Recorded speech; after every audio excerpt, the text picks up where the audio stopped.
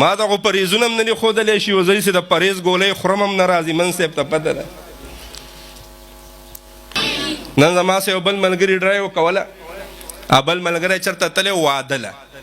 ما ورته وایي ما هم بوځه، واده خو زما هم خوښي. وایي توبه توبه توبه تا نه بوځه. ما یې ولې؟ بیګانې خبره وه.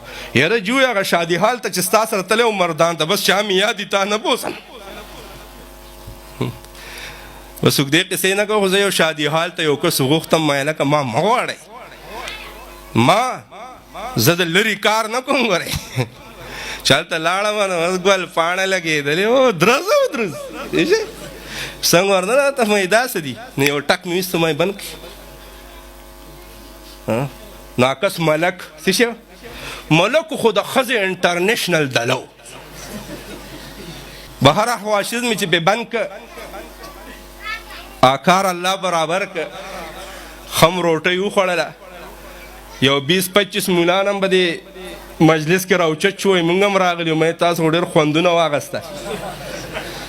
یاره وایي څه وکړو؟ نو وایي دا خو پولیس هم ولاړو، دا هم ولاړو. وایي مونږ غږ نه شو کولی. مې غږ کې څه، ما خو یو ټک ورکړی شی بند شي. نو بیا راته هغه ملک صاحب رنګ وکړ، زه یې جیل نه راووتم. وایي مولوي صاحب مړه خو وسب راځه ښځه خبرې نه کوي. رښتیا کتلی و. الله یې د ښځو مونږ نران کړي. یاره مولا ته نراني مړه. بس خبره راغونډوم. قرآن تاسو ډېر دروند مجلس ته راغلي، یعنې مونږ به د امام باندې داسې چړ ورځو که داسې به د ابۍ ورتلی، ډېر ښه کار به و. امیر صاحب